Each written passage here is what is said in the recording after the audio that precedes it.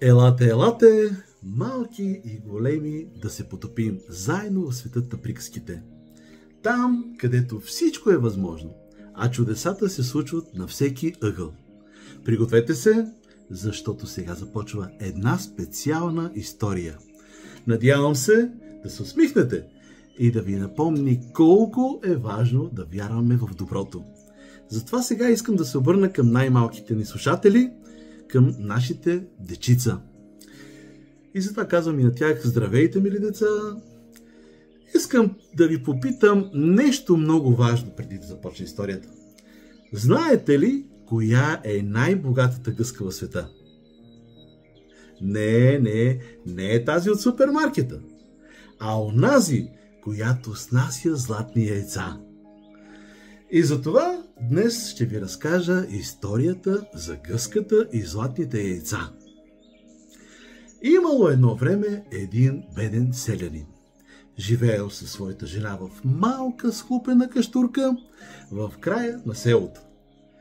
Ден след ден работил на полето, но колкото и да се трудел, все не им стигали парите. Ех, жено, въздишал той. Трудя се от сутрин до вечер като вол, а все сме бедни и нямаме пари. Не роптай, мъжо, отговорила тя. Господ знае кога и как да ни помогне. И един ден на пазара селянинът видял човек, който продава гъски. Между всички една изпъквала най-много. Перата й блестели на слънцето като чисто злато, а очите й сякаш греели с особена светлина. Тази гъска е различна, си рекал човекът. Нещо ми подсказва да я взема. И без много да му мисли, дал последните си пари и я купил. Когато се прибрал у дома, жена му се хванала за главата. Леле, какво си направил? Какво си направил? С какво ще я храним сега? Ще видиш, жено, усмихнал се мъжът.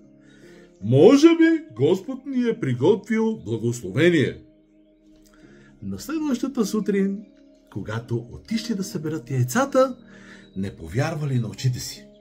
В гнездото на новата гъска лежало истинско златно яйце. Жено! Викнал селянин. Виж, злато, истинско злато. Очите им заблестяли като самото яйце. От радост се прегърнали и благодарили на Бога. Всеки ден след това гъската снасила по едно златно яйце. Малко по малко те станали богати. Купили си нова къща, нови дрехи, коне. Просто животът им се променил напълно. Но с времето радостта им започнала да се превръща в алчност. Мъжо, казала веднъж жената. ами ако вътре в гъската има още повече злато, щом снася златни яйца, сигурно е пълна със съкровище. Не знам, жено, поколебал се той. Може и да грешиш. Може и да си прав, мъжо, настояла тя. Представи си, цялото тяло е пълно със злато. Мъжът дълго мълчал, после заслепен от мисълта за бързо богатство и извадил ножа от кухнята. Добре, нека да проверим. И те убили гъската. Когато я разпорили, в нея нямало нито грам злато, само обикновени вътрешности, като на всяка гъска. Тогава й обхванала тишина. Селянинът изтървал ножът на пода, а жената заплакала горко. Какво направихме, мъжо? Но било късно вече. Без гъската златните яйца свършили, а с времето и парите им изчезнали.